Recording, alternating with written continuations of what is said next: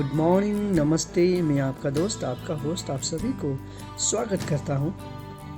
Justification by faith and evangelistic media ministry प्रस्तुत करता है दिन का शुरुआत हमेशा खुदा के वचन के साथ। दैनिक वचन बचना और बचाना में आज रविवार 29 मई 2022। आज का विषय है दया घूमता है। हम जो दया प्रेम करते हैं लोगों के ऊपर या किसी के ऊपर भी, वो हमारे ऊपर ही घूम के आता है। बल्कि आज हम देखेंगे वचन लिया गया है मत्ती का पुस्तक 5:42। मत्ती 5:42। यहाँ पे इस तरह से लिखा गया है, जो कोई तुझसे मांगे उसे दे, और जो तुझसे उधार लेना चाहे उससे मुंह ना मोड़। वचन पढ़ाई सुना के खुदा बना आशीष करे। आज हम देखेंगे दया के विषय में। दया घूमता है जो।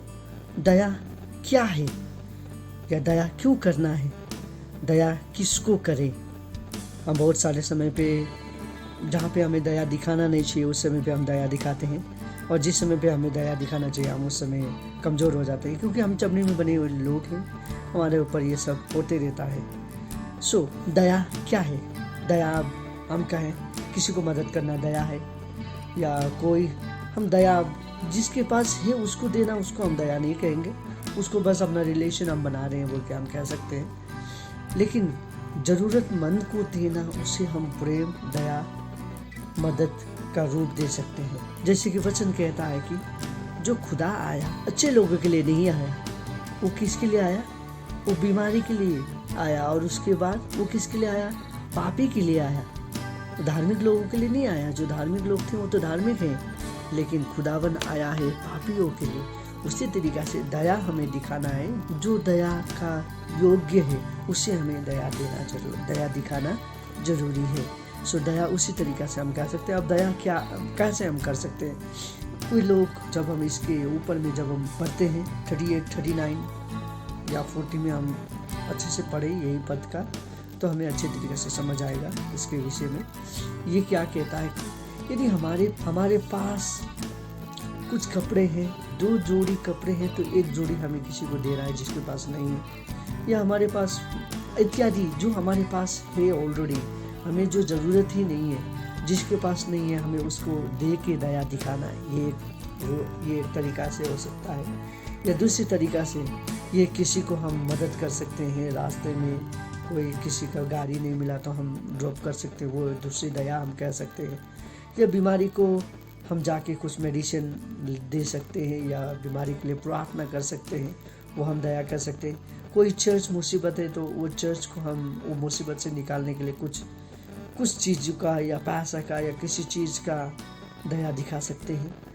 और कोई बीमार है तो उसके घरों पे जाके हम प्रार्थना करना, ये भी दया में हम इसको भी ले सकते हैं। इत्यादि चीज़ दया में हम काउंट कर सकते हैं। ये सब चीज़ हम दया।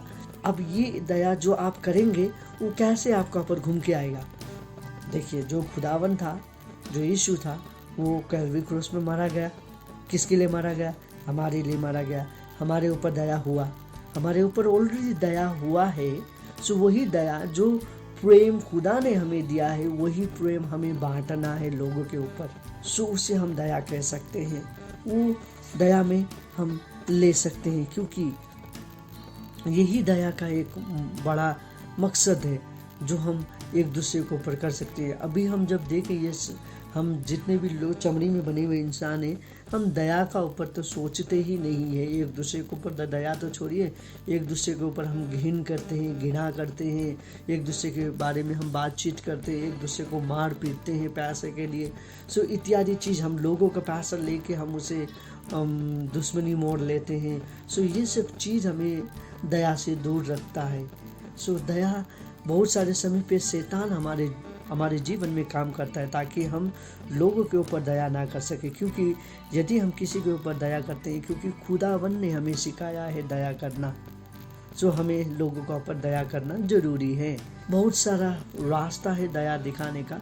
उस तरीक़ा से हम दिखा सकते हैं, जो कि कैलवरी क्रॉस में हम देखते हैं कि यीशु मसीह ने अपना जीवन दिया ताकि हम पाप से मुक्ति होने के लिए, वो हमें सबसे बड़ा दया का एक रास्ता हम देख सकते हैं, और उसने एक बड़ा दया का रास्ता खोल दिया। उसी तरीक़ा से हमें दया दिखाना जरूरी है। अब दूसरी तरीका से हम क्या देख सकते हैं, यीशु ने बहुत सारे बीमारियों को चंगा किया, उसने वो लोगों को दया दिखाया और बहुत सारे भूखे को खाना खिलाया, बहुत सारे अंधे को आँख दिया, लंगड़े को चलना सिखाया। सो ये सब इत्यादि चीज़ ये दया में हम काउंट कर सकते हैं। सो यही चीज़ हम हमारे जीवन में लेते हैं। जब हम किसी और को ऊपर करते हैं, खुदावन उसे देखता है और खुदावन हमें भी आशीष करता है उसी तरीक़ा से। हम देखिए, आज हम अंधे नहीं हैं, लंगड़े नहीं हैं, लूले नहीं हैं, उसके बाद हम भूखे नहीं हैं, खुदावन हमें दे रहा है। तो क्या हमें भी किसी को मदद करना नहीं चाहिए? हमें भी लोगों को ऊपर मदद करना चाहिए, क्योंकि खुदावन ने हमें दिया है। हम दया के योग्य हैं, हमें दया मिला है खुदावन के द्वारा। सो हम भी किसी को दया दें तो वो भी खुदावन का आशीष को ले पाएगा। खुदावन का जो दया हमारे ऊपर है, वही दया हम किसी के ऊपर देंगे तो वो भी उस दया में काउंट करेगा। तो उसी तरीक़ा से वो घूम के हमारे ऊपर आ जाता है। सो उसी तरीक़ा से दया एक दूसरे को ऊपर करना बहुत बहुत बहुत ज़रूरी है। दया का या दूसरा हम रूप देखें तो जो माँ का दया है, सबसे बड़ा दया हम जो कहते हैं, माँ हमारे जो मम्मी होती हैं वो सब हमसे सबसे ज़्यादा प्रेम करती है, कि वो सबसे ज़्यादा दया हमें दिखाती है। हम यदि हमें चोट लग जाए, यदि हमें कुछ हो जाए या कुछ भी हो जाए, सो एक मर्सी का जो दया का जो हम रूप माँ की तरफ से भी देख सकते हैं। सो इसी तरीक़ा से खुदावन हमारा जो खुदा है, जो मालिकों का मालिक है, जो राजाओं का मालिक है, वो राजाओं का राजा है, वो कहता है दया हमें एक दूसरे के ऊपर करना ज़रूरी है, क्योंकि दया खुदावन से आता है। और उसके नीचे पे हम क्या देखते हैं, और जो तुझसे उधार लेना चाहे उससे मुँह ना मोड़। पैसे के बारे में भी कह रहा है, यदि हमसे उधार लेना चाहे तो हमें उससे मुंह नहीं मोड़ना है, उसे मदद करना है। शायद कोई मजबूरी से वो उधार लेना चाहता होगा, शायद उसका घर में कुछ कठिनाई होगा, इसलिए वो उधार के लिए भटक रहा होगा। सो उधार लेने वाले से हमें मुंह नहीं मोड़ना है, हमें उधार देना है, वचन के अनुसार ही हमें उधार देना है। वचन जो कहता है हमें मदद करना चाहिए, तो उसमें उसको भी हम क्या कर सकते हैं, दया में काउंट कर सकते हैं। तो उसी प्रकार से हमें एक दूसरे को मदद, दया देना जरूरी है। अब उधार देते तो हैं हम, अब हम संसारिक रूप में देखें इसको। सो एक कहावत है, एक लाइन है, उधार लेने वाला तो एक बार मांगता है पर देने वाला मांगते रहता है, बोल के एक लाइन था। सो मुझे याद आता है उसी तरीक़ा से, जिस तरीक़ा से उधार दिया गया है, आपको उधार दिया गया है, तो वो उधार का कीमत आपको जिस तरीक़ा से आप उधार लेते हैं उस तरीक़ा से लोगों को देने से अच्छा होगा। यदि वो अच्छे लोग हैं, यदि वो प्रभु का मानने वाले आपको मदद कर रहा है, तो वो पैसा वापस नहीं लेगा।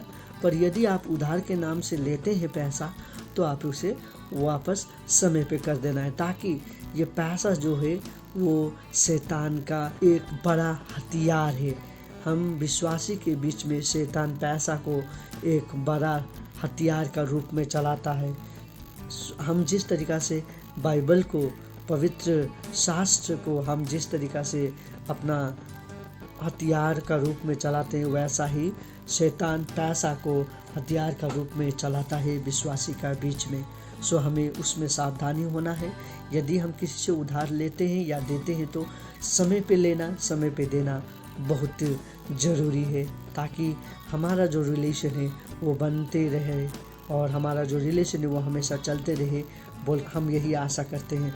अभी आप दोबारा यदि किसी को पैसा का उधार देते हैं, हमें यदि कोई हमारे ऊपर पैसा उधार मांगता है तो हमें उसे देना ज़रूरी है, और लेने वाला भी उसका पैसा हमेशा उसको जब ज़रूरत पड़ जाता है तब उसे भी वापस करने से बहुत अच्छा होगा, बोल के हम यही आशा करते हैं। आज हमने ये सीखा कि दया हमें करना चाहिए, चाहे वो किसी रूप में भी हो, शारीरिक रूप में हो या पैसे के रूप में हो, हमें सभी चीज़ में दया दिखाना चाहिए। ये वचन से आप सभी आशीषित हुए हैं बोल के बड़ा आशा रखता हूँ। ये छोटी सी वचन यहीं पे रख के खुदावन आपको, आपके परिवार को, सभी को पर दया करें। आपका दिन शुभ हो। धन्यवाद।